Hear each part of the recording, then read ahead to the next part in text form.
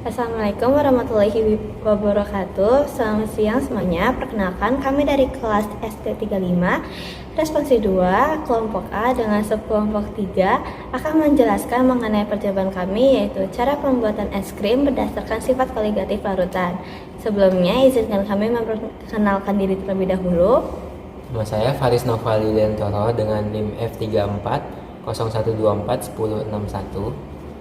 Lalu saya Rizwan Asdermawan dengan NIM G84 0124 1104. Dan saya Jason Angelika Wijaja dengan NIM M0403 201065 akan menjelaskan mengenai cara pembuatan es krim berdasarkan sifat koligatif larutan.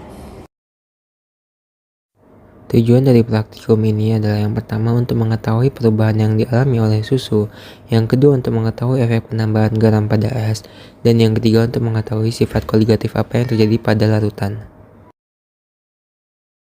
Alat dan bahan yang digunakan pada praktikum kali ini yaitu susu cair, garam kasar, kaleng, ember, dan es. Langkah pertama yang dilakukan pada percobaan kali ini yaitu memasukkan susu cair ke dalam kaleng yang telah disediakan. Selanjutnya, es batu yang sudah disediakan dimasukkan ke dalam ember dan disebar secara merata. Setelah disebar secara merata, masukkan garam ke dalam ember dan aduk secara merata dengan es batu. Setelah itu, masukkan kaleng yang berisi susu cair ke dalam ember dan diputar-putar.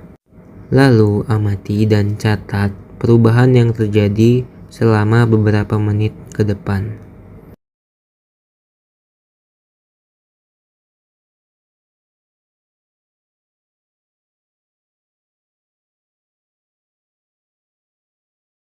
Nah, pada praktikum ini hasil dan data yang kami peroleh yaitu pada menit kelima terjadi perubahan fase cair ke fase padat pada susu dalam kaleng.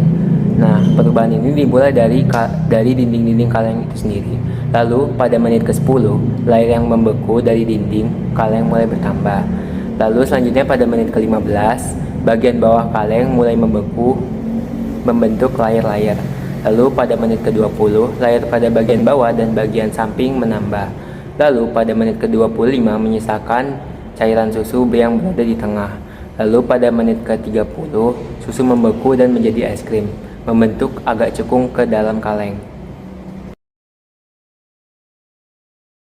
Garam mengganggu ikatan antara molekul air dalam es, sehingga es bisa mencair pada suhu lebih rendah dari 0 derajat Celcius. Dengan adanya garam, suhu campuran bisa turun hingga minus 10 derajat Celcius hingga minus 20 derajat Celcius. Karena suhu lebih rendah dari 0 derajat Celcius, campuran es krim dapat membeku lebih cepat dibandingkan jika hanya menggunakan es tanpa garam. Perubahan fase pada susu dalam kaleng terjadi karena pemindahan panas dari susu ke lingkungan yang lebih dingin, yaitu campuran es dan garam.